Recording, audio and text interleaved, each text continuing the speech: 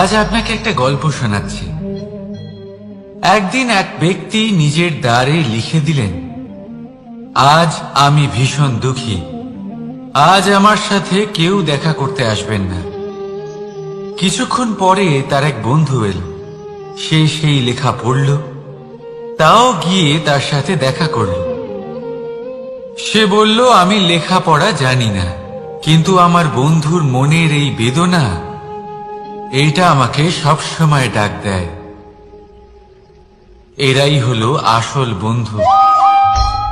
কোনো কারণে আপনি যদি দুঃখ পান, কোনো সমস্যার সমাধান না বের করতে পারেন, এই সংসার থেকে আলাদা হয়ে যেতে চান, তাও এই বন্ধু আপনার সাথেই থাকবে। সমস্যার সমাধান না দিতে পারলেও আপনার সম্বল হয়ে অবশ্যই থাকবে। হয়তো আপনার দুঃখ কম করতে পারবে না, কিন্তু আশার আলো অবশ্যই দেখাবে। যখন আপনি সংসারের থেকে আলাদা হয়ে যান, তখনও আপনার সাথে যুক্ত থাকে আপনার এই বন্ধু, আসল বন্ধু। এবারে আমরা মানুষেরা বড়ই বিচিত্র। তারা সব সময় যে কোনো জিনিসের মাহাত্ম্য দুবার বুঝতে পারে। এক, তা পাওয়ার আগে। দুই, তা হারাবার পরে। এবারে ঠিক এরকমই আমাদের বন্ধুরাও হয়। যদি আজ আপনার বন্ধুরা আপনার সাথে থাকে, তাদের প্রতি কৃতজ্ঞ থাকুন, তাদের প্রসন্ন রাখুন, তাদের মাহাত্ম্য বুঝুন। কারণ একবার আপনি এদের হারালে, অনুতাপ করলেও আর এদের ফেরত পাবেন না। তাই ভালোবাসুন, বন্ধুত্ব বজায় রাখুন, আর আমার সাথে প্রসন্ন হয়ে বলুন, রাধা রাধা।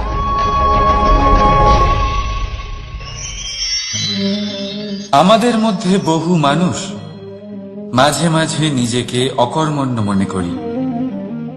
ভেবে নিই যে এত চেষ্টা করার পরেও কিছুই পেলাম না, আর হয়তো পরেও কিছুই পাব না।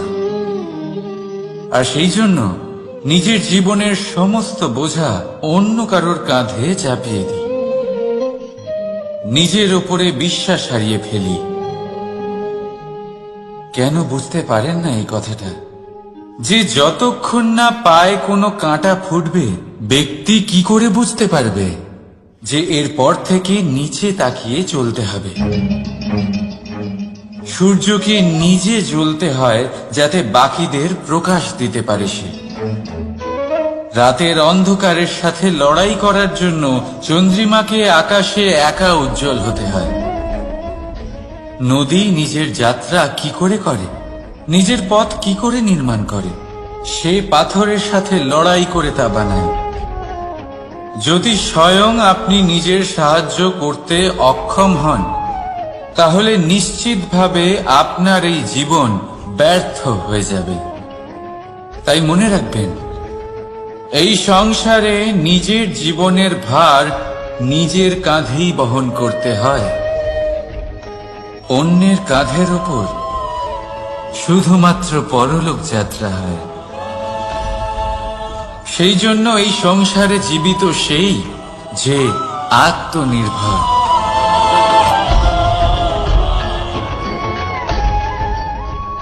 রাধা রাধা। সময়, কথায় বলে সময়ের পূর্বে কিছুই হয় না। প্রতিটা ঘটনার একটা সময় থাকে। সময়ের আগে না সূর্যোদয় হয় আর না সূর্যাস্ত হয়। সময়ের পূর্বে গাছে না ফুল ফোটে না ফল ধরে। কিন্তু একটা কথা ভেবে দেখুন, যদি বর্ষা আসার আগে কৃষক ভূমিকে না প্রস্তুত করে, বীজ রোপণ না করে, তাহলে কি ফসল ফলবে? যদি কোনো যোদ্ধা যুদ্ধের পূর্বে নিজের অস্ত্রের ধার না দেয়, তাহলে সে যুদ্ধ কি করে লড়বে? এর মানে এটাই হলো যে সময় আপনার যখন আসার তখন অবশ্যই আসবে, কিন্তু ততক্ষণ এটাও গুরুত্বপূর্ণ যে আপনি নিজেকে তার জন্য তৈরি রাখুন। কারণ এই সুযোগ, এই কথাটা শুনতে যত ছোট, এটা আসেও ততটা কম সময়ের জন্য, তারপর চলেও যায়। এবার যদি সুযোগ আপনার হাতে আসে আর আপনি তার জন্য তৈরি না থাকেন, তাহলে আপনি সাফল্য কি করে পাবেন? তাই আপনি সঠিক সময়ের জন্য অপেক্ষা করুন, সেই সুযোগের জন্য অপেক্ষা করুন, কিন্তু ততক্ষণ নিজের চেষ্টার দ্বারা নিজেকে আরো সক্ষম করে তুলুন। কারণ সাফল্য আপনার জন্য অপেক্ষা করছে, শুধু আপনি তার জন্য তৈরি থাকুন। রাধা রাধা। কথা মানুষের পাওয়া সবচেয়ে অদ্ভুত উপহার।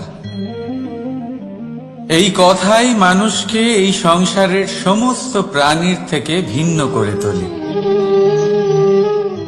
সংসারের সবচেয়ে উপরে নিয়ে যায়। এই কথার কারণেই আমরা একে অপরের সাথে ভাব আদান প্রদান করি। আমি আমার মনের ভাবনা অন্য কাউকে ব্যক্ত করতে পারি, অন্য কেউ তাদের ভাবনা আমাকে ব্যক্ত করতে পারে। এই কথাই আমাদের সবচেয়ে বড় ঢাল। এবারে দেখুন, আপনি নিশ্চয়ই লক্ষ্য করেছেন, কারোর কথা মধুর হলে লোকে তাকে ভালোবাসে, তাকে নিজের বন্ধু বানায়। সেইভাবেই যদি কারোর কথা কঠোর হয়, তাহলে লোকে তাকে ঘৃণা করে, তাকে নিজের শত্রু মনে করে। এই কথাই ভাষা হয়ে আমাদের ইতিহাস রচনা করে। তবে আমরা কি সত্যি বাণীর বিষয়ে অতটাই ভাবি যতটা আমাদের ভাবা উচিত? ভেবে দেখুন, মানুষের কথা বলতে শিখতে কত সময় লাগে। কোনো বালক 1.5 বছর বয়সে কথা বলতে শেখে, কেউ 2 বছরে, কেউ 3। এবার দেখুন, মানুষ 1.5 বছর বয়সে কথা বলতে শিখে গেলেও তার কি বলা উচিত এটা সারা জীবনেও শিখতে পারে না। এর উপরে মনোনিবেশ করুন, এটা বোঝবার চেষ্টা করুন কি বলা উচিত। নিজের কথা শুদ্ধ করুন, নিজের কথা মধুর করুন, আর সেই মধুরতার সাথে আমার সঙ্গে বলুন, রাধা রাধা। এই লক্ষ্য আসলে কি? এই লক্ষ্য তাই যা আমরা পেতে চাই। এই সংসারে সুখী কে হয়? সুখী সেই যে তার লক্ষ্য পেয়ে গেছে। দুঃখী কে হয়? দুঃখী সেই যে তার লক্ষ্য এখনো পায়নি। এবারে প্রশ্ন এখন এটাই যে লক্ষ্য সবাই পেতে চায়, লক্ষ্য পাওয়ার জন্য সবাই প্রাণপণ চেষ্টাও করে, তাহলে সবাই তাদের লক্ষ্যে পৌঁছতে পারে না কেন? ঠিক আছে, কোথাও না কোথাও কিছু না কিছু কমতি থেকেই যায়, যাই বাধা থাক। আজকে আমি আপনাকে একটা উপায় বলবো এই লক্ষ্য পাওয়ার জন্য। একটা কাগজ নিন, তাতে একটা চিহ্ন বানান, সেটাই হবে আপনার লক্ষ্য। এবারে সেই লক্ষ্যে পৌঁছানোর একটা পথ বানান। এবারে এই যাত্রাকে ভিন্ন ভিন্ন ভাগে বিভাজন করে দিন। এবারে এটা হলো আপনার পরিকল্পনা। এবার এই পরিকল্পনা ক্রমানুসারে আপনি পালন করতে থাকুন, এটাই হবে আপনার চেষ্টা। এবার এইভাবে যদি আপনি চেষ্টা করতে থাকেন, যাই আপনার কল্পনা হোক না কেন তা বাস্তব অবশ্যই হবে। তাহলে এই কল্পনাকে বাস্তবে রূপান্তরিত করুন। এইভাবেই নিজের পরিকল্পনা পালন করতে থাকুন। আপনার যাই কল্পনা থাকুক বা যাই লক্ষ্য থাকুক, তা বাস্তবে পরিণত হয়ে আপনার হাতে অবশ্যই আসবে। রাধা রাধা। বাবার এক মিত্র ছিলেন, বড়ই দুঃখী ছিলেন, বিপদে পড়েছিলেন। কি করবেন? ব্যবসা ভালোভাবে চলছিল না, বাড়িতে শান্তি ছিল না, সমস্ত জায়গায় ক্ষতি হচ্ছিল। তাই উনি একজন জ্যোতিষীকে দেখালেন। জ্যোতিষী বললেন, আপনার যে বাড়ি আছে সেটা আপনার জন্য অশুভ, আপনার এই বাড়ি পাল্টে ফেলুন। উনি বাড়ি পাল্টে ফেললেন, তবুও ওনার সমস্যার সমাধান হলো না। তারপর একজন জ্ঞানী ব্যক্তি ওনাকে বললেন যে আপনার জামা কাপড়ের যে রং সেটা বিপদকে আমন্ত্রণ জানাচ্ছে, এই জামা কাপড়গুলিকে পাল্টে ফেলুন। উনি সেগুলো পাল্টে ফেললেন, তাও সমস্যার সমাধান হলো না। আবার একজন জ্ঞানী ব্যক্তি বললেন যে আপনার আশেপাশে যে মানুষজন রয়েছে তারা এটা চায় না যে আপনি সফল হন, তারা আপনার ক্ষতি চায়, তাদের সাথে সমস্ত সম্পর্ক ভেঙে ফেলুন। তো উনি সম্পর্ক ভেঙে ফেললেন, কিন্তু তাতেও ওনার জীবনে কোনো পরিবর্তন এলো না। তার মানে তিনি বাড়ি পাল্টালেন, জামা কাপড় পাল্টালেন, সম্পর্ক পাল্টালেন, যেটা পাল্টালেন না তা হলো স্বভাব। এই যে স্বভাব, এটা অত্যন্ত গুরুত্বপূর্ণ। এই স্বভাবই আপনার ব্যক্তিত্ব তৈরি করে। তাই নিজের স্বভাব শুধরে ফেলুন, তাতে ভালো পরিবর্তন আনুন, সবকিছু ভালোই হবে। রাধা রাধা। ক্রোধ। লোকে বলে যে এই ক্রোধ পাপেরই মূল, কিন্তু সত্যি কি এই ক্রোধ পাপের মূল? একটু ভেবে দেখুন, এই ক্রোধ বাস্তবে আসলে কি? এই ক্রোধ একটা অনুভূতি যা আপনার মধ্যে হঠাৎই অসীমিত তেজ সঞ্চালন করে। এবারে আমি আপনাকে কিছু উদাহরণ দিচ্ছি যাতে আপনি বুঝতে পারেন যে ক্রোধ আপনার জন্য ভালো কি না। যদি কারোর সাথে অন্যায় হয় আর এটা দেখে আপনার ক্রোধ হয়, আর এই ক্রোধ আপনাকে তার সাহায্য করতে প্রেরণা যোগায়, তাহলে এই ক্রোধ অবশ্যই ভালো। যদি কোথাও আপনি দেখেন যে কোনো নারীর উপরে অত্যাচার হচ্ছে আর সেটা দেখে আপনার ক্রোধ হয়, আর এই ক্রোধ আপনাকে তার সাহায্য করতে সাহস যোগায়, তাহলে এই ক্রোধ অবশ্যই ভালো। যদি এই সংসারে কোথাও আপনি কোনো অনৈতিক কাজ বা ছলনা দেখেন আর আপনার তাতে ক্রোধ না হয়, কিছুই অনুভব করেন না, তাহলে এটা কাপুরুষতা। তার মানে এটাই যে আপনি আপনার মনুষ্যত্ব হারিয়ে ফেলেছেন। তাই এটা বোঝার চেষ্টা করুন, আপনার ক্রোধের তেজের ব্যবহারের উপরে নির্ভরশীল হলো এই ক্রোধ আপনার জন্য পাপের সমান, নাকি এই ক্রোধ আপনার জন্য পুণ্যের স্থাপক। রাধা রাধা। মোহ। শাস্ত্রে লেখা আছে যে মোহ শুধু সেই ব্যক্তিকেই নয়, বরং সেই আরেক ব্যক্তিকেও বিনাশ করে দেয় যার ওপরে সেই মোহ আছে। এবারে লোকে কি করেন, এই শাস্ত্রে লেখা কথাগুলি শুধু শাব্দিক অর্থে নেন। এই মোহ, দেখুন, এটা শুভ হতে পারে, শুধু এর রূপ ভিন্ন ভিন্ন হয়, এটা ভালো করে বুঝতে হবে। এবারে মোহ যদি কোনো বস্তুর উপরে থাকে তাহলে তা লালসা হয়ে যায়।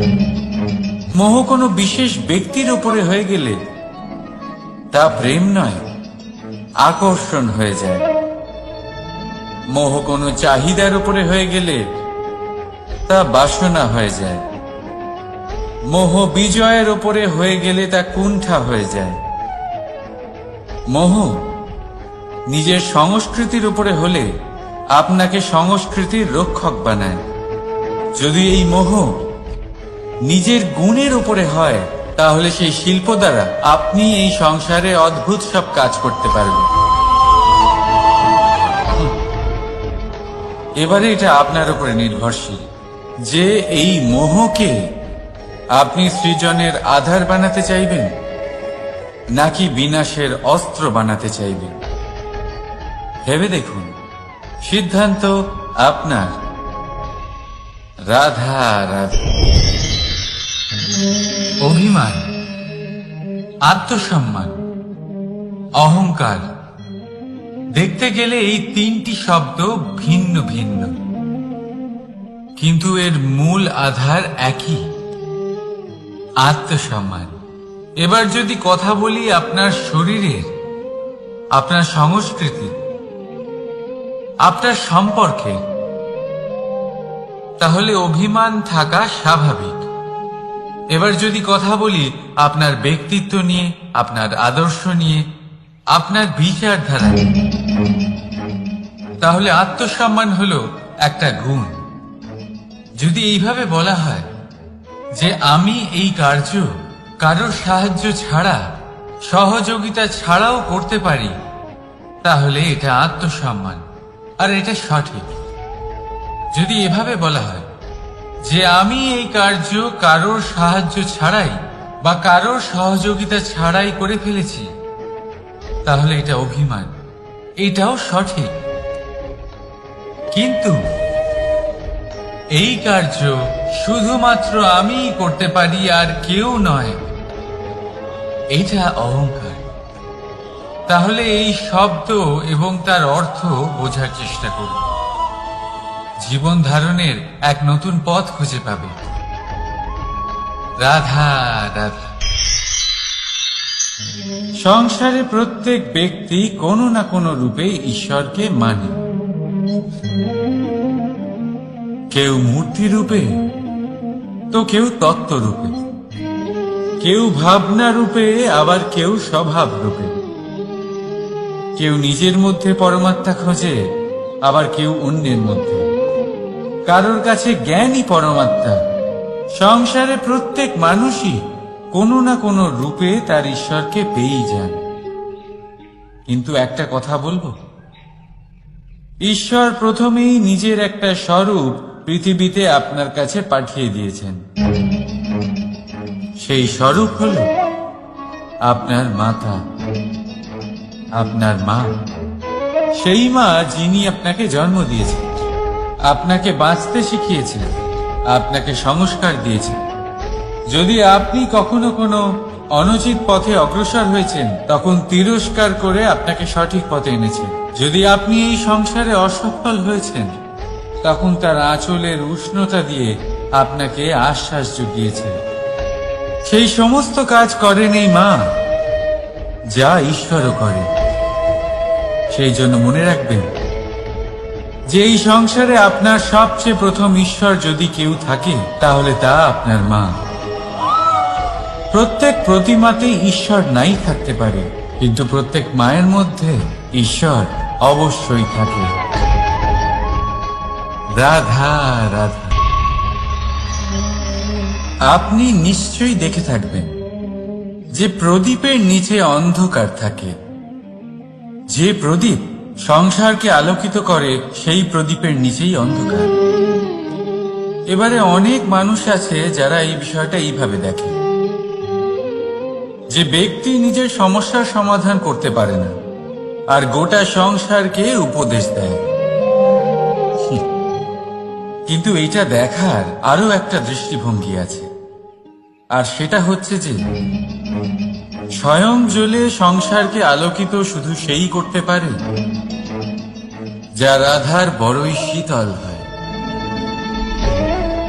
এই সংসারের পথপ্রদর্শক সেই হতে পারে, এই সংসারকে দিশা সেই দেখাতে পারে যার মধ্যে সন্তোষ আর ধৈর্য শক্তি আছে।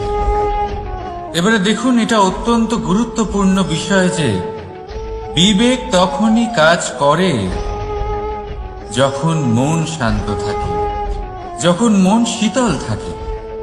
তাই যদি আপনি এই জীবনে কোনো বড় কর্ম করতে চান, তাহলে সর্বপ্রথম আপনার এই মনকে, এই বিবেককে, এই হৃদয়কে, এই আধারকে, এই ভূমিকে শীতল রাখতে শিখুন। ধৈর্য ধরুন।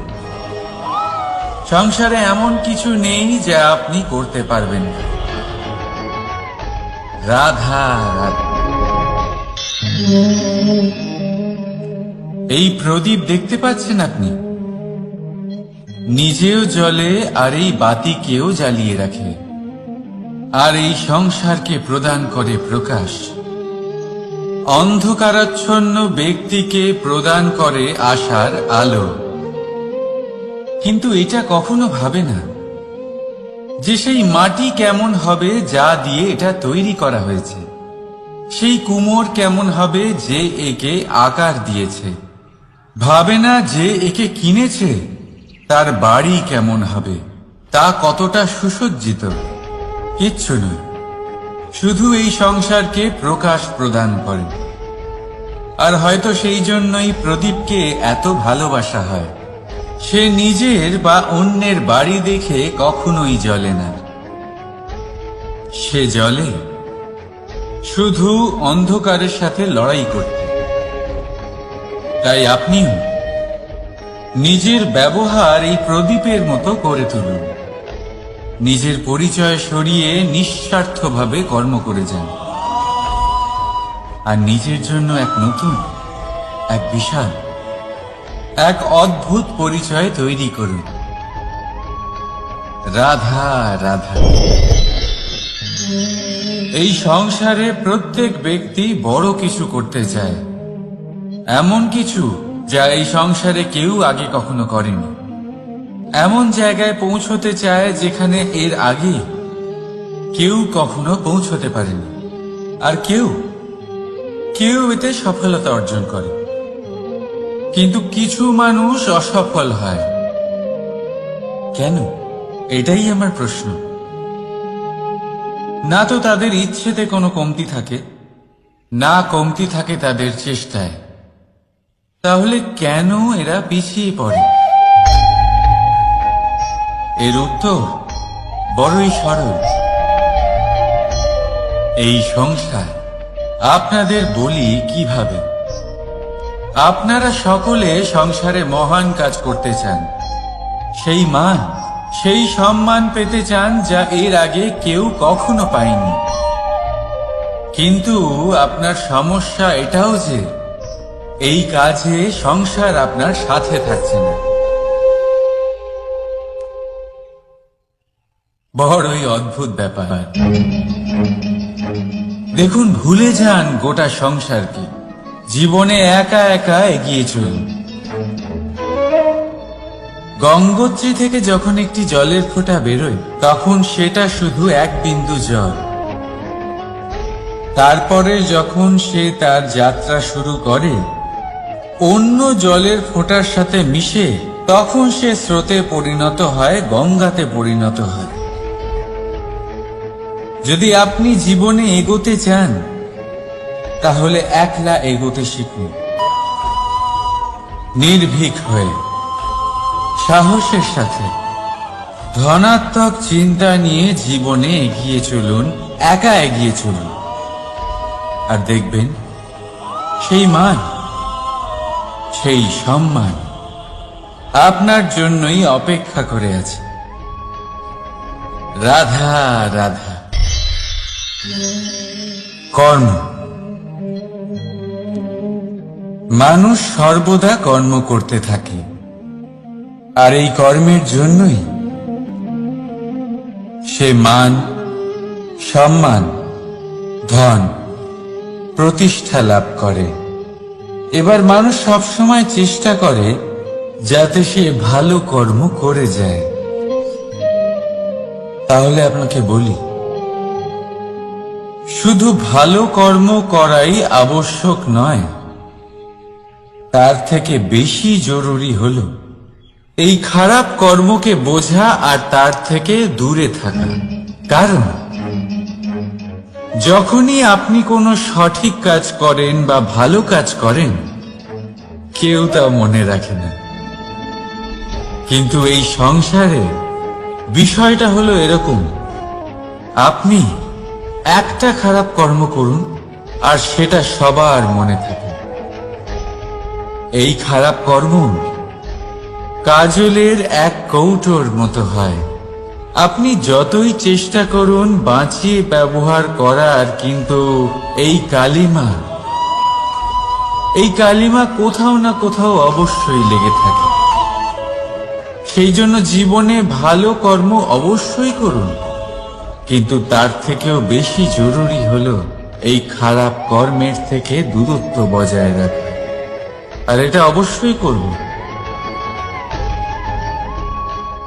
রাধা রাধা। সংসারে সমস্ত জায়গায় এই ব্যবসা চলতে থাকে। কিছু পাওয়ার জন্য কিছু দিতে হয়, লাভের জন্য কিছু বিনিয়োগ করতে হয়। যদি কারোর অনুভূতি জানতে হয়, তাহলে নিজের অনুভূতিকে ব্যয় করতেই হবে। এবার দেখুন না, কারোর আসল চেহারা যদি জানতে হয়, তাকে স্বাধীনতা দিয়ে দেখুন। যদি কারোর মনের শুদ্ধতা জানতে হয়, তাহলে তাকে ঋণ দিন। যদি কারোর গুণ জানতে হয়, তাহলে তার সাথে একসঙ্গে বসে ভোজন করুন। যদি কারোর ধৈর্যের পরীক্ষা নিতে হয়, তাহলে তাকে তার প্রিয় কাজ করতে বারণ করে দেখুন। যদি কারোর ভালো দিক জানতে হয়, তাহলে তার থেকে পরামর্শ নিয়ে দেখুন। এক অনুভূতির বদলে অন্য এক অনুভূতি বিনিময় করতে হয়। কিন্তু এই সংসারে একটাই এমন অনুভূতি আছে, যেটা দেখার জন্য, যেটা পাওয়ার জন্য আপনাকেও ঠিক সেই অনুভূতিটাই দিতে হবে। আর সেটা হলো প্রেম। যদি কারোর ভালোবাসা দেখতে হয়, তাহলে তাকে নিঃস্বার্থ ভালোবাসা দিন। যদি কারোর থেকে ভালোবাসা পেতে চান, তাহলে তাকে নিঃস্বার্থ পরিশুদ্ধ ভালোবাসা দিন। রাধা রাধা। কথায় আছে, সময়ের পূর্বে আর ভাগ্যের বেশি কেউ কিছুই পায় না। এবার এর মানে কি এটাই যে আপনি শুধুমাত্র সময়ের অপেক্ষা করবেন, সবকিছু নিজের ভাগ্যের উপর আর কপালের উপরে ছেড়ে দেবেন, নিজে কিছুই করবেন না? যদি আপনি এরকম করেন, তাহলে আপনি একটা বস্তু অবশ্যই পাবেন: নিরাশা, অসফলতা। এবারে আপনি বলবেন, যদি সবকিছুই ভাগ্য আর সময়ের উপরে নির্ভরশীল হয়, তাহলে আমরা কি বা করতে পারি? করতে পারেন চেষ্টা, পরিশ্রম। এই চেষ্টাই আপনার জীবনে সেই সময়কে আপনার কাছে টেনে নিয়ে আসে, সেই সময়ে যার অপেক্ষা আপনি করছেন। আর এই ভাগ্য তার সামনেই নত হয়, যে সর্বদা পরিশ্রম করতে থাকে। রাধা রাধা। এই পদ্ম ফুল দেখতে পাচ্ছেন? এর অভ্যেস হলো জলস্তরের ওপরে ভাসা।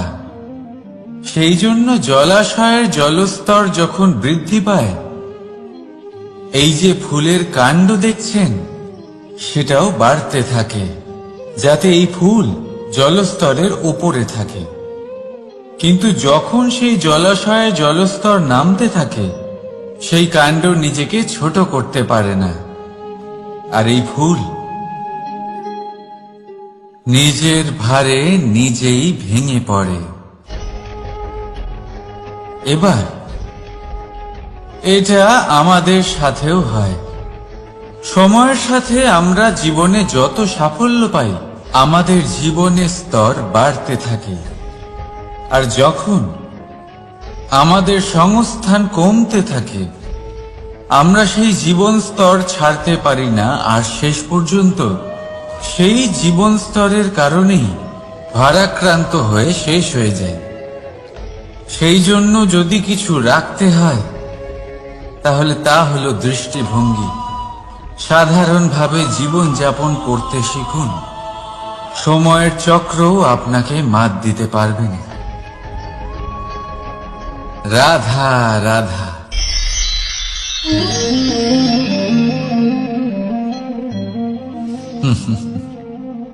সময়, এই সময় না কোনো ব্যক্তি, না জীব, না বস্তু, তাও সময় জীবিত থাকে। এই সময়ে না জল, না অগ্নি, আর না বায়ু, কিন্তু তাও আমাদের জীবনের আধার এই সময়। দেখতে গেলে মানুষ এই সময়ের হাতের খেলনা। কখনো আমাদের সময় ভালো হয়, আবার কখনো খারাপ। কেউ সময় আসার প্রতীক্ষা করে, আবার কেউ সময় যাওয়ার প্রতীক্ষা করে, কিন্তু এই সময় কারোর হাতে ধরা দেয় না। এই সময় যা কেউ দেখতে পায় না, এটা সবাইকে সবকিছু দেখিয়ে যায়। দেখিয়ে যায় যে আপনকে আর পরকে, আমাদের শুভাকাঙ্ক্ষীকে আর ক্ষতিকে চায়, আমাদের মিত্রকে আর আমাদের শত্রুকে।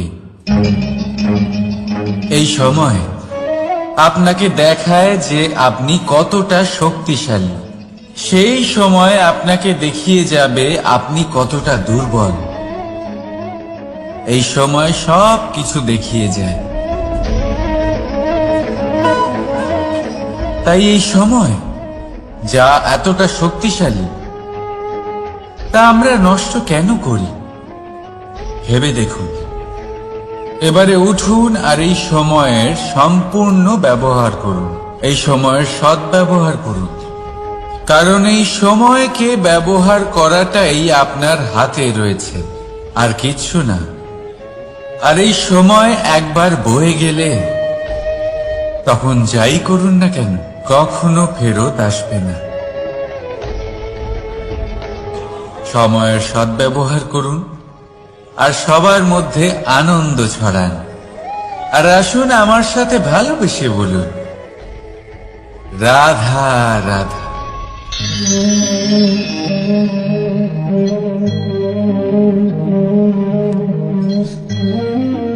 এই জল দেখতে পাচ্ছেন আপনি? এটা ঘোলা জল, এতে ময়লা মিশে আছে। কিন্তু যদি আপনি এটা কিছুক্ষণ এমনি ফেলে রাখেন, তাহলে দেখবেন এই ময়লা আপনা থেকেই নিচে থিতিয়ে পড়বে। কিন্তু এই পাত্রটা নাড়াতে থাকলে এমনটা হবে না। শান্ত ছেড়ে দেবেন, তবেই এই ময়লা নিজেই নিচে চলে যাবে।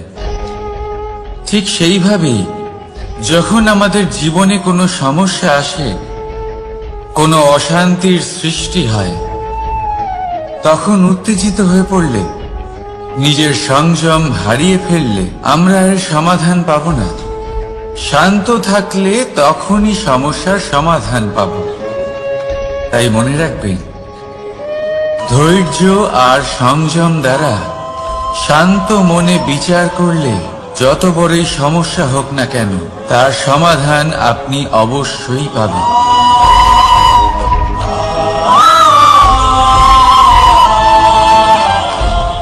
কারণ অশান্তির সমাধান শুধুমাত্র শান্তি। রাধা রাধা। প্রজাপতি আকাশে উড়ে বেড়ায়, সে সুন্দর ফুলের রস আস্বাদন করে, উন্মুক্ত উড়ে বেড়ায়, কিন্তু তারও বিপদ কম কিছু নেই। যেমন হলো পতঙ্গ, জন্তু এই প্রজাপতিকে নিজের আহার করে নেয়। তাকে এদের থেকে সাবধানে থাকতে হয়। সত্য হলো এটাই যে এই প্রজাপতি ততদিনই সুরক্ষিত থাকে যতদিন এদের পাখনা বৃদ্ধি পায় না। যখন এরা এদের খোলসের মধ্যে থাকে, যখন না কারো দৃষ্টি এদের ওপর পড়ে, আর না কোনো শত্রু এদের আঘাত করতে পারে। কিন্তু তখন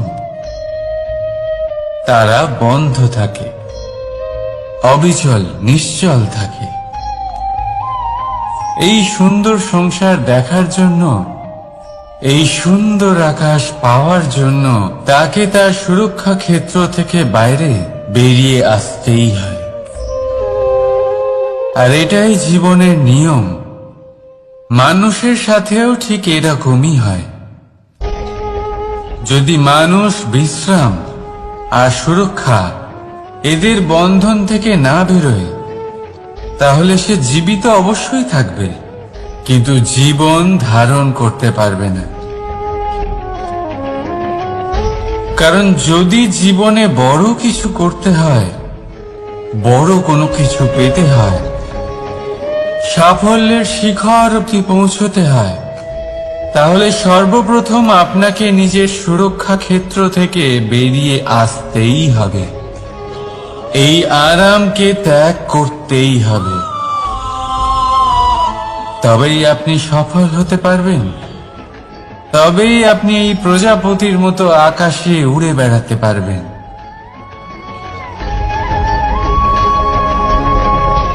রাধা রাধা। কখনো ভেবে দেখেছেন আমরা জিহ্বার সাথে সাথে কান কেন পেয়েছি? এবার আপনি বলবেন এ তো সহজ কথা, যাতে আমরা কথা বলার সাথে সাথে শুনতেও শিখি। এবারের আরো একটা গুরুত্ব আছে।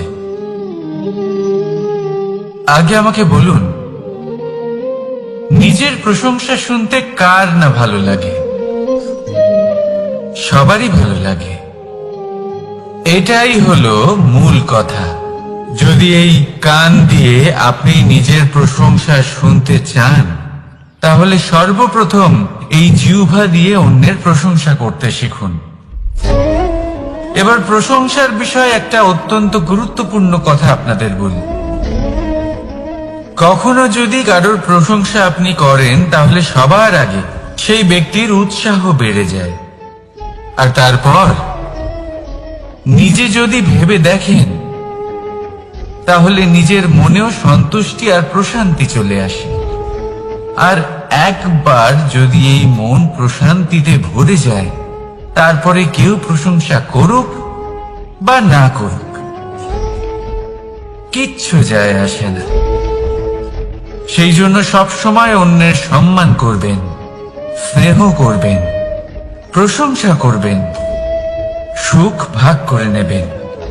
যার মধ্যে যেটা ভালো আছে তা বলুন, তাকে মনে করান তিনিও ভালো, তার উৎসাহ বাড়িয়ে তুলুন। তিনি জীবনে সামনে এগোবেন, আর এই ব্রহ্মাণ্ড আপনাকে কখনো পিছিয়ে থাকতে দেবে না।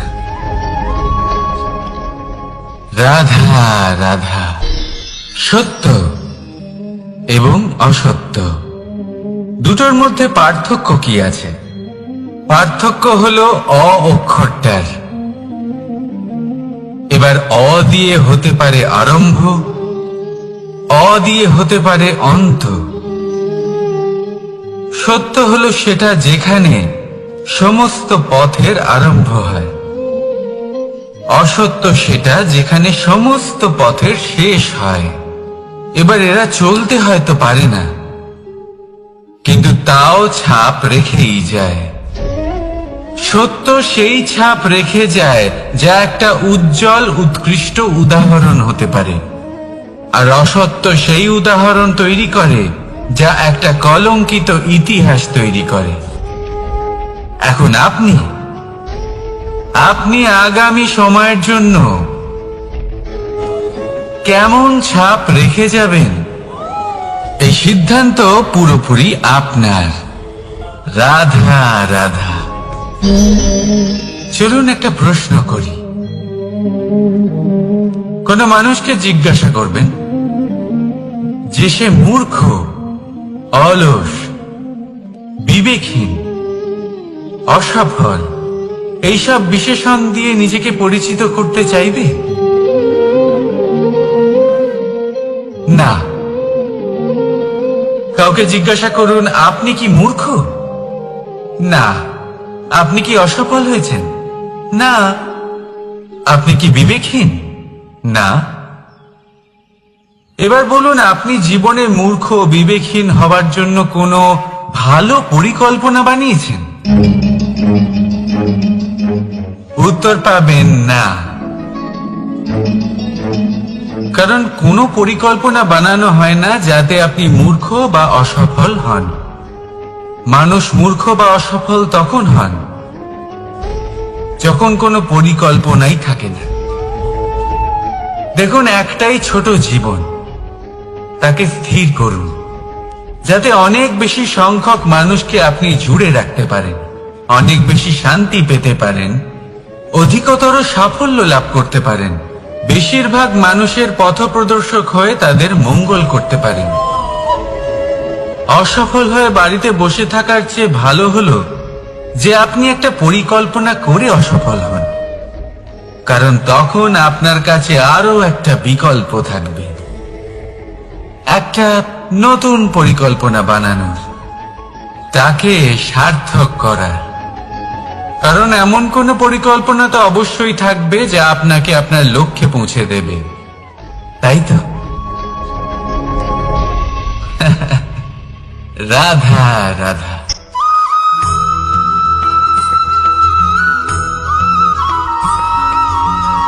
কেউ বলে জীবন খুব ক্ষণস্থায়ী, কেউ বলে জীবন হলো একটা সুন্দর স্বপ্নের মতো, আবার কেউ বলবে জীবন হলো এক কঠোর সত্য। কিন্তু জীবন আসলে কি? জীবন হলো আপনারই প্রতিবিম্ব, একটা দর্পণ। অর্থাৎ আপনি জীবনকে সেইভাবেই পাবেন যেরকম আপনি নিজেকে প্রতিপন্ন করবেন। যদি আপনি দর্পণের দিকে তাকিয়ে হাসেন, তাহলে আপনি সামনে হাসি মুখী দেখতে পাবেন। এবার যদি আপনি গম্ভীর হয়ে থাকেন, তাহলে আপনি একজন রুষ্ট ব্যক্তি দেখতে পাবেন। শেষে সবথেকে বেশি গুরুত্বপূর্ণ হলো আপনার চেষ্টা। আপনাকে সবসময় চেষ্টা করতে হবে যাতে আপনি নিজেকে প্রসন্ন এবং ইতিবাচক মনোভাবে রাখেন। এটা হলো আপনারই উত্তরদায়িত্ব, তাকে পালন করুন। এই মনকে প্রসন্ন রাখুন, এই সংসারকে সুন্দর বলে মনে হবে। আর এই মন প্রসন্ন হয়ে বলবে, রাধা রাধা।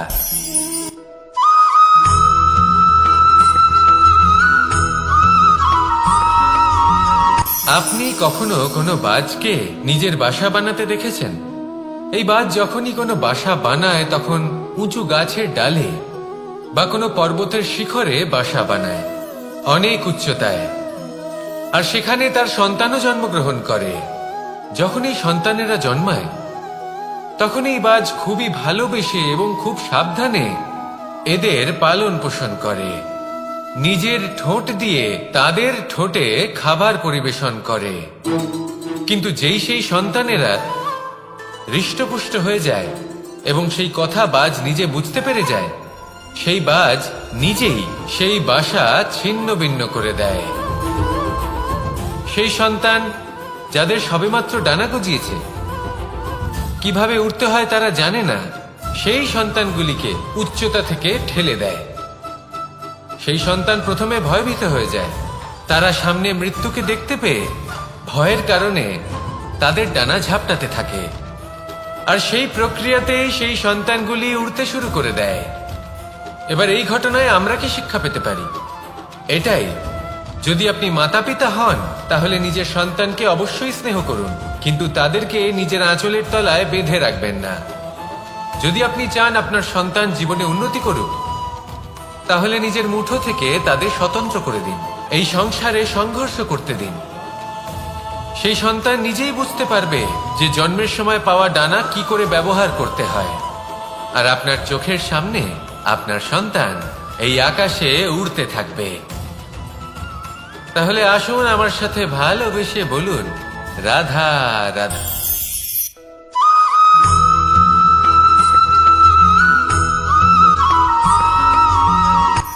এই সংসারে সাফল্য লাভ করার জন্য জ্ঞানের প্রয়োজন হয়, পরিশ্রমের প্রয়োজন হয়, দৃঢ় নিষ্ঠার প্রয়োজন হয়, নিরন্তর চেষ্টা করা প্রয়োজনীয়।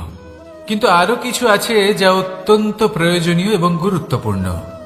তা হলো ভালো বন্ধু, তাদের থাকা অত্যন্ত প্রয়োজনীয়। যদি ভালো বন্ধু থাকে তাহলে সময় এলে তারা ঢাল হয়ে আপনাকে সুরক্ষা করবেন। সময় এলে অস্ত্রের মতো শত্রুকে সংহারও করবেন।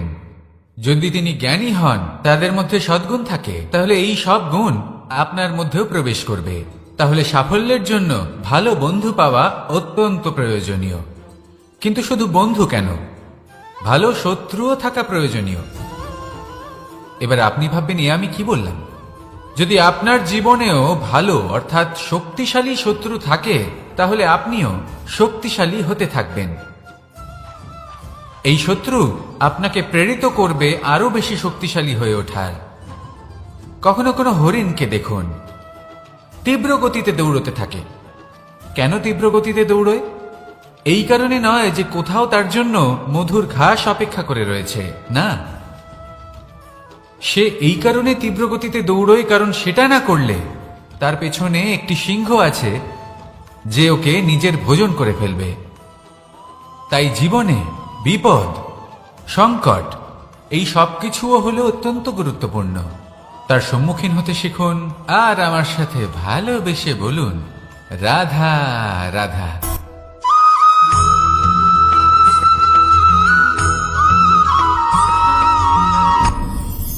আপনি কি কখনো কোনো জলের ধারা দেখেছেন? তার সামনে যতই মাটি থাকুক না কেন, যতই কাদা থাকুক না কেন, যখন এই জলের ধারা বইতে আরম্ভ করে দেয়, তাহলে নিজের মনের, নিজের ভাবনার, নিজের জীবনের যত অনাবশ্যক তত্ত্ব আছে, অনুপযোগী অংশ রয়েছে, অর্থাৎ অপরিষ্কার অংশ রয়েছে, তা নিজে থেকেই নির্মল হয়ে উঠবে।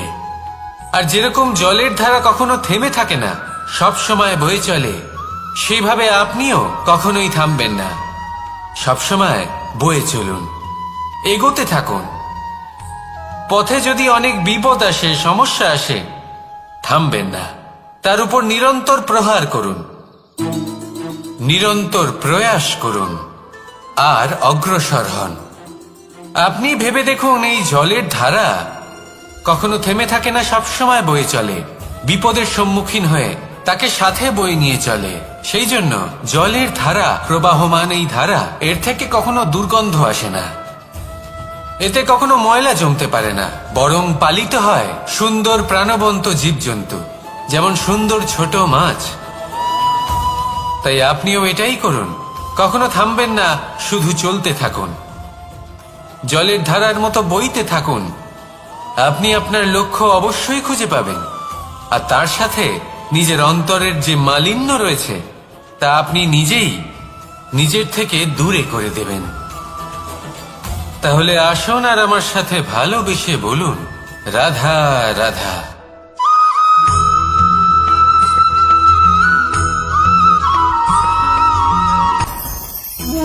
ভোজন। এবার ভোজন সংগ্রহ করার জন্য মানুষ কি না করেন, সব সময় চেষ্টা করতে থাকেন। ফসল উৎপাদনের জন্য অনেক পরিশ্রম করতে থাকেন, কিন্তু অনেক সময় অনেক পরিশ্রম করার পরেও ফসল ভালো উৎপাদন হয় না। এর কারণ কি? কারণ হলো এটাই যে আপনি পরিশ্রম হয়তো অনেক করেছেন, কিন্তু আপনার নজর তো সেই বীজের দিকে ছিলই না যা আপনি রোপণ করেছেন। সেই জন্য সব সময় কোনো বীজ রোপণ করার আগে তাকে পরখ করে দেখুন, তা অত্যন্ত আবশ্যক। আর সেইভাবেই যখনই কোনো কর্মের প্রশ্ন আসে, তাহলে সেখানে শুধুমাত্র পরিশ্রম যথেষ্ট নয়, সেই কাজের প্রতি আপনার কর্তব্য কি, আপনার উদ্দেশ্য কি, সেটা জানা হলো অত্যন্ত গুরুত্বপূর্ণ। তাই কর্ম করুন, কিন্তু সেই কর্মের প্রতি আপনার যা উদ্দেশ্য তার মাহাত্ম্য বুঝতে চেষ্টা করুন। তাহলে আসুন আমার সাথে ভালোবেসে বলুন, রাধা রাধা।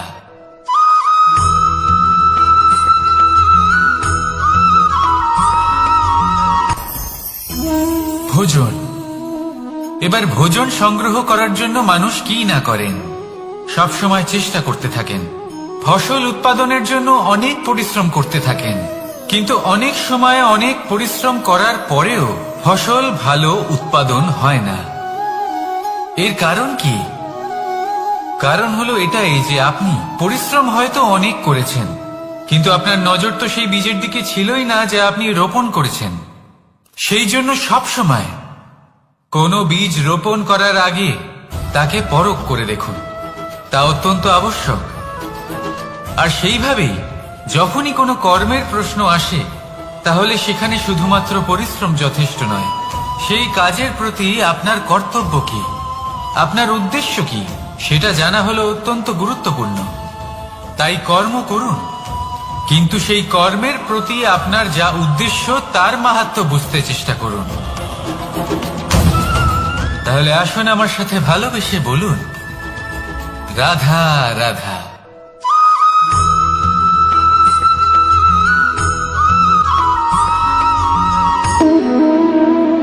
সম্পর্ক হলো আমাদের জীবনের একটি আধার। কিছু সম্পর্ক এমন যা আমরা জন্মসূত্রে লাভ করি, যেমন পরিবার, মা বাবা। কিছু সম্পর্ক আছে যা আমরা জীবনে অর্জন করে থাকি, তা সে প্রেমের হোক, স্নেহের হোক বা বন্ধুত্বের। এই সকল সম্পর্ক লাভ করার বা গড়ে তোলার 5টি ধাপ রয়েছে। প্রথম ধাপ, কোনো ব্যক্তির সাথে আলাপ হওয়া, তার সাথে কথা বলা বা তাকে দেখা। দ্বিতীয় ধাপ, সে ব্যক্তিকে আমাদের ভালো লাগা। তৃতীয় ধাপ, আমাদের এটা চাইতে শুরু করা যে জীবনে এই ব্যক্তি যেন আমাদের বন্ধু হন, আমাদের জীবনে থাকেন, বা আমাদের কাউকে ভালোবেসে ফেলা আর এটা আমাদের ভাবা বা চাওয়া যে সেই ব্যক্তি যেন আজীবন আমার সাথে থাকেন, আমার জীবনে আমার সাথী হয়ে। চতুর্থ ধাপ, লাভ করা। এবার এই ধাপটি অনেক মানুষের পক্ষেই খুবই সরল হয়, বড়ই সরল ভাবে নিজেদের সঙ্গীকে লাভ করে থাকেন। কিছু মানুষের জন্য এই ধাপ অত্যন্ত কঠিন হয়ে থাকে। অনেক প্রতিকূল পরিস্থিতির উপর জয়লাভ করে তারা সঙ্গীকে লাভ করেন, কিন্তু লাভ অবশ্যই করেন। এরপরে আসে পঞ্চম, অন্তিম এবং সব থেকে গুরুত্বপূর্ণ ধাপ। সেটা হলো সেই সম্পর্ক পালন করা। এটা হলো এমন এক বিষয় যা প্রত্যেক মানুষের শেখা উচিত।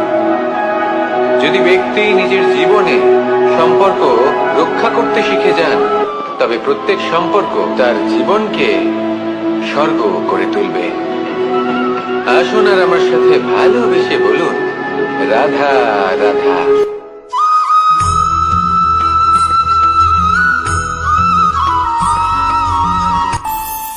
আমাদের মনে যখন কোনো প্রশ্ন ওঠে, কোনো দ্বন্দ্ব জাগে, তখন আমরা যাই আমাদের গুরুর কাছে, আমাদের আরাধ্যের কাছে গিয়ে জিজ্ঞেস করি। এইভাবেই একদিন আমি পৌঁছলাম আমার আরাধ্যের কাছে, আমার মহাদেবের কাছে, আর ওনাকে প্রশ্ন করলাম যে মহাদেব, জীবনে আনন্দ পাওয়ার, উৎসব পালনের, প্রেম ভাগ করে নেবার, জীবনকে উপভোগ করে নেওয়ার সর্বশ্রেষ্ঠ সময় কোনটা? মহাদেব হাসলেন আর উনি বললেন, জীবনে উৎসব পালনের সব থেকে শ্রেষ্ঠ দিন হল মৃত্যুর ঠিক আগের দিনটা। প্রেম ভাগ করে নেওয়ার সব থেকে শ্রেষ্ঠ মুহূর্ত হল মৃত্যুর ঠিক আগের মুহূর্ত। জীবনকে উপভোগ করে নেওয়ার সর্বশ্রেষ্ঠ প্রহর হল মৃত্যুর 1 প্রহর পূর্বে। তখন আমি চমকে গেলাম। আমি বললাম, কিন্তু মহাদেব, মৃত্যু তো অনিশ্চিত, আমরা জানিও না কবে আমাদের মৃত্যু হবে। মহাদেব আবার হাসলেন। উনি বললেন যে যদি আমরা এভাবে জীবন কাটাই যে আমরা জীবনের প্রত্যেক দিন, প্রত্যেক মুহূর্ত, প্রত্যেক প্রহর শেষ বলে মনে করি, তাহলে আমাদের সমস্ত জীবন আনন্দের সাথেই অতিবাহিত হবে। কি বলেন?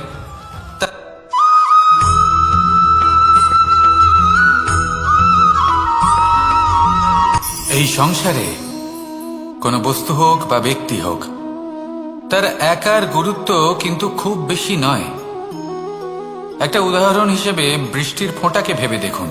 যদি একটি বৃষ্টির ফোঁটা হয় তাহলে তার খুব বেশি গুরুত্ব থাকে না, কিন্তু যখন সহস্র বৃষ্টির ফোঁটা মেঘের মধ্যে দিয়ে ঝরে পড়ে, তখন সেটা বর্ষার রূপ ধারণ করে। সেই বর্ষা যা এই প্রকৃতিকে শান্ত করে। সেইভাবেই পাথরের ছোট টুকরো, তার খুব বেশি গুরুত্ব থাকে না, কিন্তু যখন অসংখ্য পাথরের টুকরো একত্রিত হয় তখন তা পর্বতের আকার ধারণ করে। সেইভাবেই কিছু মানুষ যখন একত্রিত হন তখন তৈরি হয় পরিবার, কিছু পরিবার যখন একত্রিত হয় তখন তৈরি হয় সমাজ, যখন অনেক সংখ্যক সমাজ একত্রিত হয় তখন তৈরি হয় রাজ্য। এবার এই রাজ্যের সবথেকে গুরুত্বপূর্ণ ব্যক্তি হতে পারেন রাজা, কিন্তু তাও সেই রাজা একা কিছু করতে পারেন না। যুদ্ধ লড়ার সময় তারও নিজের সৈন্যদলকে প্রয়োজন পড়ে। কিন্তু এই সংসারে এমন একজন ব্যক্তি আছেন যিনি একাই সব কাজ করতে থাকেন, এবং সেই ব্যক্তি হলেন মা। আমাদের জীবনে একজন পিতার ভূমিকা কিন্তু নিঃসন্দেহে অমূল্য, কিন্তু আমাদের সকলের জীবনে যে ভূমিকা একজন মায়ের তা অন্য কারোর থাকে না। একজন মা একাই সন্তানকে বড় করতে পারেন, সংস্কারী করে তুলতে পারেন, তার জন্য পরিশ্রম করেন। আর এত কিছু কাজ করার পরেও তার কাজের জন্য তিনি প্রশংসা অবশ্য পান না। উল্টে যদি সেই সন্তান অনুচিত পথে চালিত হয়, অনুচিত কর্ম করে, তখন সেই মাকেই অপবাদের পাত্র হয়ে উঠতে হয়। আমাদের জীবনে মায়ের যোগদান কতটা সেটা বুঝুন। আপনাকে বড় করে তোলার জন্য উনি কতটা পরিশ্রম করেছেন সেটা বুঝুন। আজ থেকে, এখন থেকে, এই মুহূর্ত থেকে মাকে সম্মান করতে শিখুন। যখন সময় পাবেন, যখন সুযোগ হবে, তখন তার প্রশংসা করুন, ওনারও ভালো লাগবে। আর মায়ের এই মমতার জন্য, তার এই ভূমিকার জন্য আসুন সবাই মিলে আমরা তাকে প্রণাম করি, আর সকলে মিলে ভালোবেসে বলি, রাধা রাধা।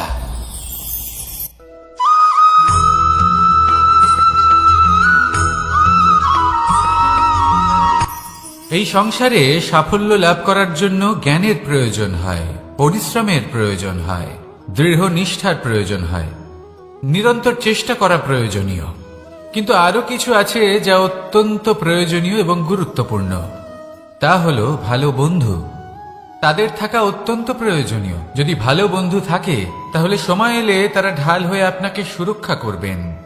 সময় এলে অস্ত্রের মতো শত্রুকে সংহারও করবেন। যদি তিনি জ্ঞানী হন, তাদের মধ্যে সদ্গুণ থাকে, তাহলে এই সব গুণ আপনার মধ্যেও প্রবেশ করবে। তাহলে সাফল্যের জন্য ভালো বন্ধু পাওয়া অত্যন্ত প্রয়োজনীয়। কিন্তু শুধু বন্ধু কেন, ভালো শত্রুও থাকা প্রয়োজনীয়। এবার আপনি ভাববেন, আমি কি বললাম? যদি আপনার জীবনেও ভালো অর্থাৎ শক্তিশালী শত্রু থাকে, তাহলে আপনিও শক্তিশালী হতে থাকবেন। এই শত্রু আপনাকে প্রেরিত করবে আরো বেশি শক্তিশালী হয়ে ওঠার। কখনো কোনো হরিণকে দেখুন, তীব্র গতিতে দৌড়তে থাকে। কেন তীব্র গতিতে দৌড়য়? এই কারণে নয় যে কোথাও তার জন্য মধুর ঘাস অপেক্ষা করে রয়েছে, না। সে এই কারণে তীব্র গতিতে দৌড়য় কারণ সেটা না করলে তার পেছনে একটি সিংহ আছে যে ওকে নিজের ভোজন করে ফেলবে। তাই জীবনে বিপদ, সংকট, এই সবকিছুও হলো অত্যন্ত গুরুত্বপূর্ণ। তার সম্মুখীন হতে শিখুন, আর আমার সাথে ভালোবেসে বলুন, রাধা রাধা।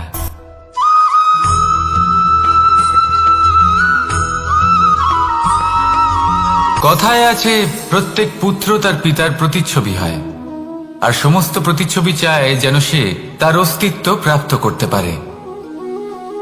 পুত্র চায় সে যেন তার পিতার মতো হয়, বা কখনো কখনো তার থেকেও শ্রেষ্ঠ হয়। সেটা কোনো অনুচিত ব্যাপার নয়।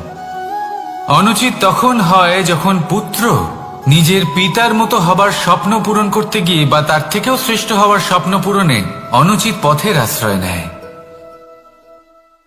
কারণ তারপরে সে তার পিতার গুণগুলি আত্মসাৎ করতে চায় না। সে শুধুই এটা চায় যে সংসারের চোখে যেন আমি শ্রেষ্ঠ প্রমাণিত হই। এটা অনুচিত। সংসারে এমন অনেক মানুষ আছেন যারা এই কারণে শ্রেষ্ঠ হবার চেষ্টা করেন যাতে তার পরিবারের, তার পিতার সম্মান বৃদ্ধি পায়। এমনও মানুষ থাকেন, আর এটাই হলো পার্থক্য উদ্দেশ্যের। মনে রাখবেন, যদি আপনার উদ্দেশ্য শুভ হয় তাহলে পথও শুভ হবে। যদি আপনার উদ্দেশ্য অশুভ হয় তাহলে পথও অশুভ হবে। তাহলে নিজের পিতার মতো হবার চেষ্টা অবশ্যই করুন, তার থেকেও শ্রেষ্ঠ হওয়ার চেষ্টা অবশ্যই করুন, কিন্তু মনে রাখবেন আপনার সংকল্প আর আপনার উদ্দেশ্য এই দুই শুভ হওয়া উচিত। তাহলে আসুন আর আমার সাথে ভালোবেসে বলুন, রাধা রাধা।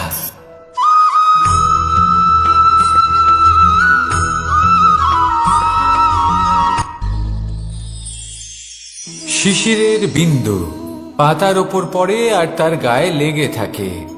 পাতা তাকে শুষে নিতে পারে না, আর শেষ পর্যন্ত সে ঝরে পড়ে যায়। অন্যদিকে রয়েছে মেঘ এবং চাতক। এদের মধ্যে অনেক দূরত্ব থাকে। মেঘ থাকে আকাশে আর চাতক থাকে ধরিত্রীতে।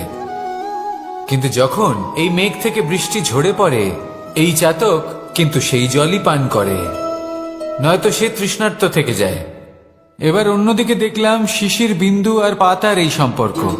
এরা খুব কাছাকাছি থাকে, ঘনিষ্ঠও থাকে।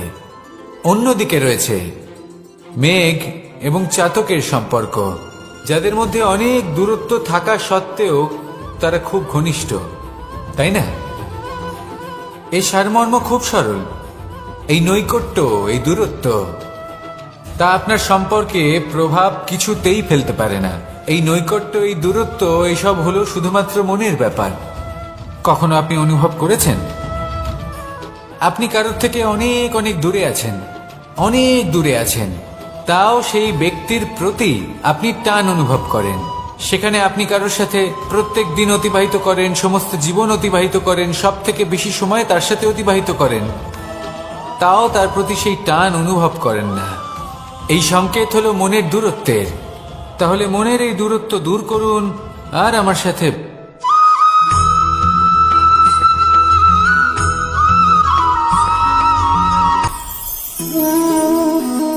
শক্তি এক অত্যন্ত বিচিত্র বস্তু, বা বলতে পারেন অনুভূতি।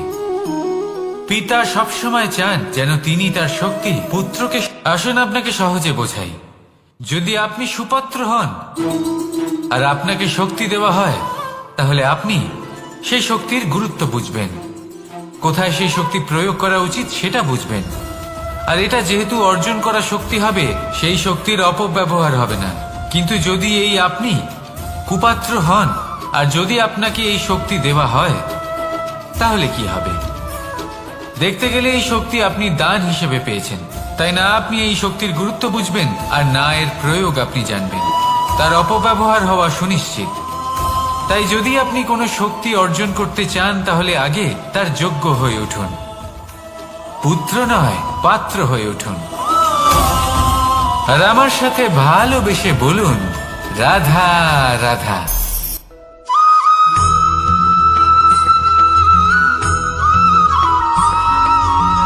ভালোই, শুধু ওনাদের কঠোর ব্যবহার দেখলে আমরা একটু ভয় পেয়ে যাই।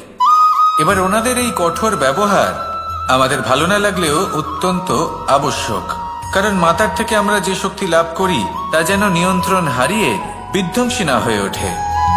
আমরা যেন কোনো কুপথে না চলে যাই, আমরা কখনো যেন দোষ না করে ফেলি। শুধু সেই জন্য পিতা এবং গুরু একটু কঠোর হয়ে ওঠেন, এবং ওনাদের এই কঠোর আচরণ ভবিষ্যতে গিয়ে আমরা অবশ্যই বুঝতে পারি। জীবনে কিছু বছর আমরা এগিয়ে যাই আর তারপর আমরা বুঝতে পারি যে বাবা এবং গুরু আমাদের যথেষ্ট ভালোবাসতেন, কিন্তু ওনাদের ভালোবাসার বহিঃপ্রকাশ আলাদা। প্রয়োজনীয় হলো এটা দেখার, এটা বোঝার যে শুরু থেকে আমাদের প্রতি ওনাদের আচরণ কেমন ছিল। ওনাদের কঠোর হওয়ার পেছনে ওনাদের ভালোবাসাটা বোঝার চেষ্টা করুন, ওনাদের চিন্তাটা বোঝার চেষ্টা করুন। ওনাদের পথপ্রদর্শনের আড়ালে আপনার ভবিষ্যতের জন্য যে পরিকল্পনা ওনারা করেছেন সেটা বোঝার চেষ্টা করুন। তখন আপনারা বুঝতে পারবেন ওনাদের ভালোবাসাকে। আপনার মনের মধ্যে আপনা থেকেই ওনাদের প্রতি সম্মান জেগে উঠবে। নিজের পিতা এবং নিজের গুরু এই দুজনের প্রতি কৃতজ্ঞতা প্রকাশ করুন আর আমার সাথে ভালোবেসে বলুন, রাধা রাধা।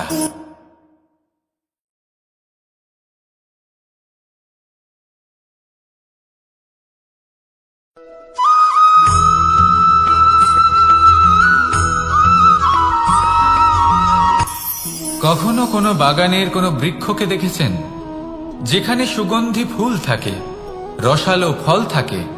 তখন মন প্রফুল্ল হয়ে ওঠে, মন থেকে সেই বৃক্ষের প্রতি ভালোবাসা জন্মায়। কিন্তু যিনি বাগানের মালিক, শুধুমাত্র তিনিই জানেন যে কিভাবে এই বৃক্ষকে আগলে রাখতে হয়, কিভাবে তার পরিচর্যা করলে এতে সুন্দর সুগন্ধি ফুল হবে, রসালো ফল হবে।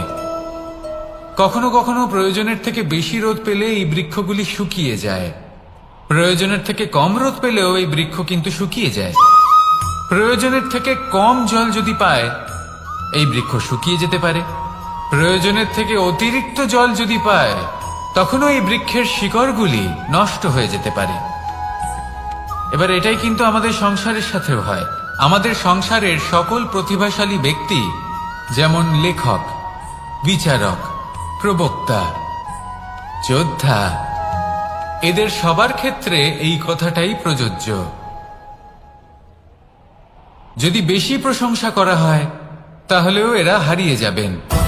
প্রয়োজনের থেকে বেশি যদি নিন্দা করা হয়, তখনও তারা নত হয়ে পড়বেন।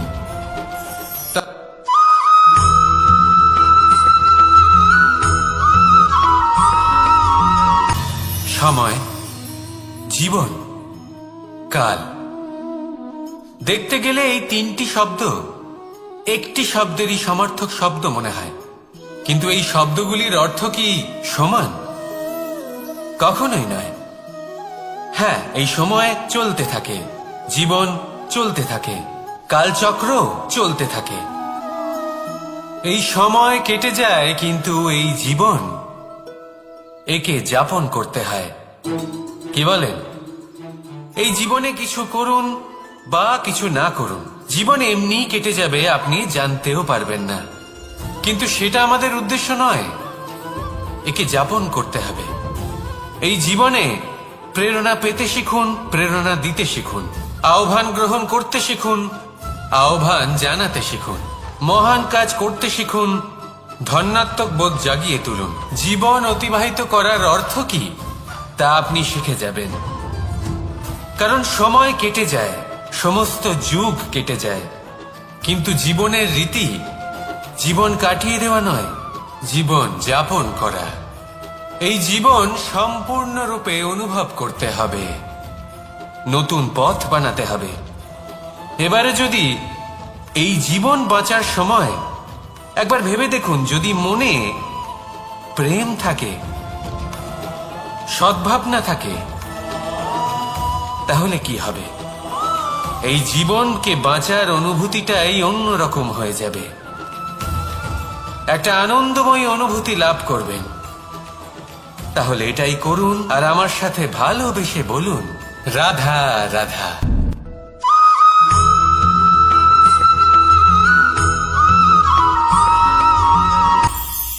এটা হলো ধান গাছ। এর থেকে যে চাল উৎপন্ন হয় তা মানুষ গ্রহণ করেন। আর এটা কি?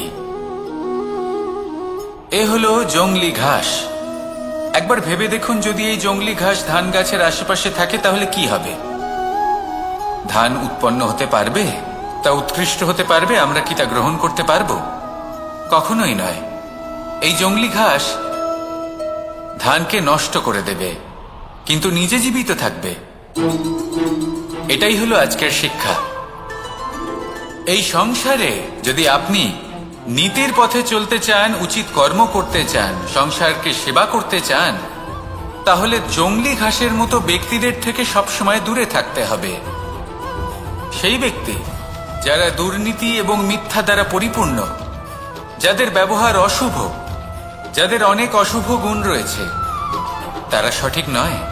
সেই সকল ব্যক্তি যাদের চরিত্র অত্যন্ত দুষ্ট হয়, তারা হয় শুভ চরিত্রের ব্যক্তিকে একদম নষ্ট করে দেয়, নয় নিজের মতো বানিয়ে তোলে। তাই যদি আপনি নীতির পথে চলতে চান, এই সংসারের জন্য শুভ কর্ম করতে চান, তাহলে সেই সঙ্গ লাভ করুন যে সঙ্গ জ্ঞানে পরিপূর্ণ, যাদের মধ্যে অনেক গুণ আছে, যাদের থেকে প্রতিদিন কিছু শিখতে পারবেন। এমন ব্যক্তির সাথে জীবন অতিবাহিত করুন, দুরাচারীদের থেকে দূরে থাকুন। তবেই এই মন প্রসন্ন হয়ে বলবে, রাধা রাধা।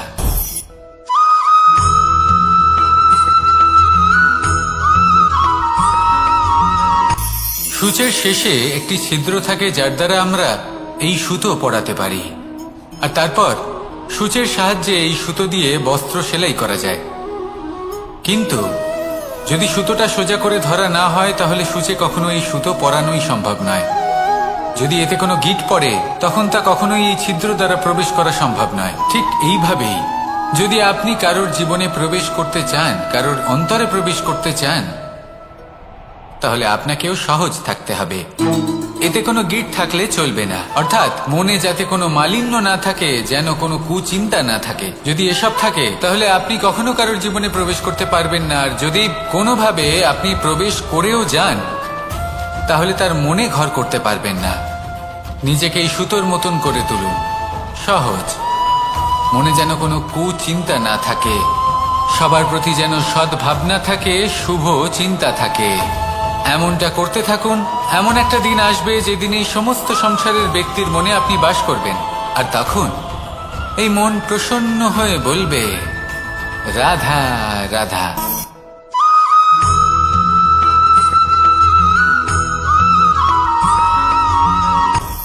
আপনি কখনো পর্বতের শিখরে উঠেছেন? আপনি দেখতে পাবেন পর্বতের পদতলে প্রচুর সুন্দর ফুল রয়েছে, সবুজ বনানী রয়েছে। যত আপনি ওপরে উঠতে থাকবেন তত ফুল কমতে থাকবে, সবুজ বনানী কমতে থাকবে। আরো কিছুটা ওপরে উঠলে কাঁটা জাতীয় গাছ দেখতে পাবেন, শুকনো গাছ দেখতে পাবেন। আরো যদি ওপরে ওঠেন তাহলে পাষাণ দেখতে পাবেন। আরো ওপরে উঠলে হিমখণ্ড দেখতে পাবেন। এই যে পর্বত, তা মনুষ্য জীবনের সব থেকে উত্তম উদাহরণ। মানুষ যখন সাফল্যের শিখরে পৌঁছতে চান, মহানুভবতার শিখরে পৌঁছতে চান, পথে যত আস্তে আস্তে উপরে উঠতে থাকেন ততই ভৌতিক বস্তু তার থেকে বিচ্ছিন্ন হতে থাকে। যদি তিনি সেই ভৌতিক বস্তুগুলি ত্যাগ না করতে পারেন তাহলে কখনোই সেই স্থানে পৌঁছতে পারবেন না। আর মানুষ যদি উচিত ত্যাগ করতে পারেন, পথে অগ্রসর হতে থাকেন, এগোতে থাকেন, তাহলে একদিন না একদিন তিনি মহানুভবতার, জ্ঞানের, সাফল্যের হিমের স্বাদ অবশ্যই লাভ করবেন। মনে রাখবেন, মানব জীবনে ত্যাগ হলো অত্যন্ত গুরুত্বপূর্ণ অংশ। আসুন আমার সাথে ভালোবেসে বলুন, রাধা রাধা।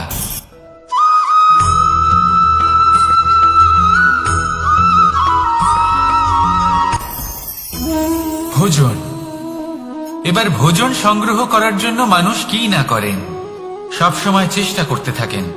ফসল উৎপাদনের জন্য অনেক পরিশ্রম করতে থাকেন, কিন্তু অনেক সময় অনেক পরিশ্রম করার পরেও ফসল ভালো উৎপাদন হয় না। এর কারণ কি? কারণ হলো এটাই যে আপনি পরিশ্রম হয়তো অনেক করেছেন, কিন্তু আপনার নজর তো সেই বীজের দিকে ছিলই না যা আপনি রোপণ করেছেন। সেই জন্য সব সময় কোনো বীজ রোপণ করার আগে তাকে পরখ করে দেখুন, তা অত্যন্ত আবশ্যক।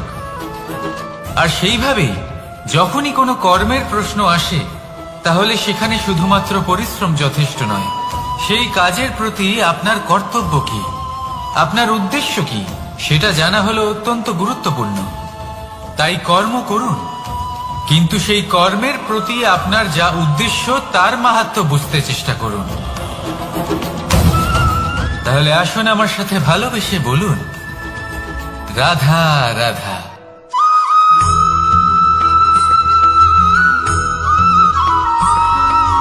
বসন্ত ঋতু, এই সময় মন আনন্দে ভরে থাকে।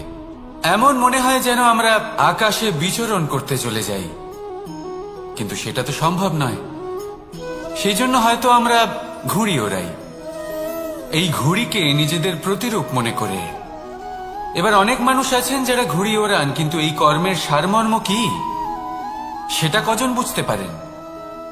আপনি এটা মনে করুন যে আপনি হলেন সেই ঘুড়ি, আর এই সুতো যিনি ধরে রয়েছেন তিনি হলেন পরমাত্মা। আর এই সুতো যেখান থেকে শুরু হয় সেই লাটাই হলো আমাদের কর্মচক্র।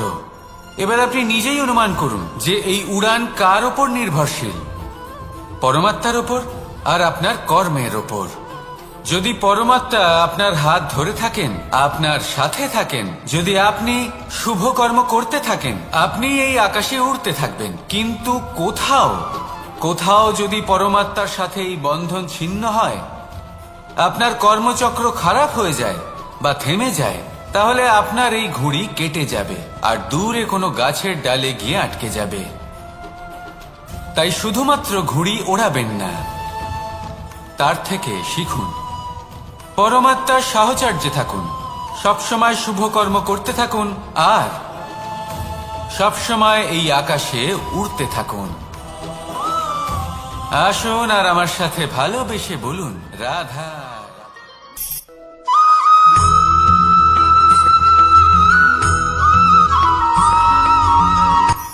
এই সংসারে সাফল্য লাভ করার জন্য জ্ঞানের প্রয়োজন হয়, পরিশ্রমের প্রয়োজন হয়, দৃঢ় নিষ্ঠার প্রয়োজন হয়, নিরন্তর চেষ্টা করা প্রয়োজনীয়। কিন্তু আরো কিছু আছে যা অত্যন্ত প্রয়োজনীয় এবং গুরুত্বপূর্ণ। তা হলো ভালো বন্ধু। তাদের থাকা অত্যন্ত প্রয়োজনীয়। যদি ভালো বন্ধু থাকে তাহলে সময় এলে তারা ঢাল হয়ে আপনাকে সুরক্ষা করবেন।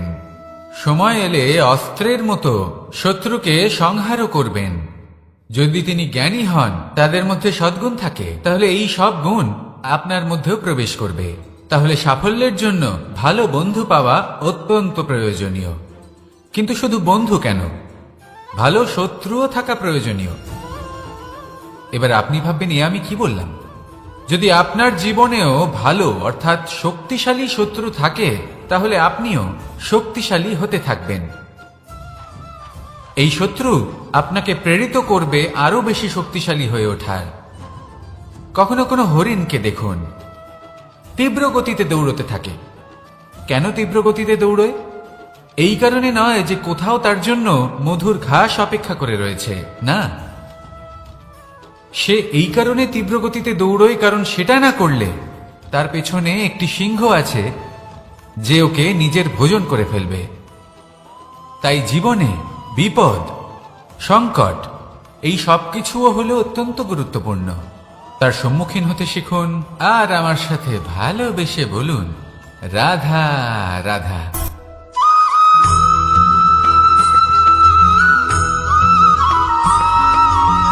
ভালোই, শুধু ওনাদের কঠোর ব্যবহার দেখলে আমরা একটু ভয় পেয়ে যাই। এবার ওনাদের এই কঠোর ব্যবহার আমাদের ভালো না লাগলেও অত্যন্ত আবশ্যক, কারণ মাতার থেকে আমরা যে শক্তি লাভ করি তা যেন নিয়ন্ত্রণ হারিয়ে বিধ্বংসী না হয়ে ওঠে। আমরা যেন কোনো কুপথে না চলে যাই, আমরা কখনো যেন দোষ না করে ফেলি।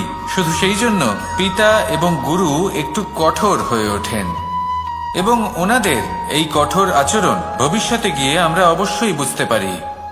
জীবনে কিছু বছর আমরা এগিয়ে যাই আর তারপর আমরা বুঝতে পারি যে বাবা এবং গুরু আমাদের যথেষ্ট ভালোবাসতেন, কিন্তু ওনাদের ভালোবাসার বহিঃপ্রকাশ আলাদা।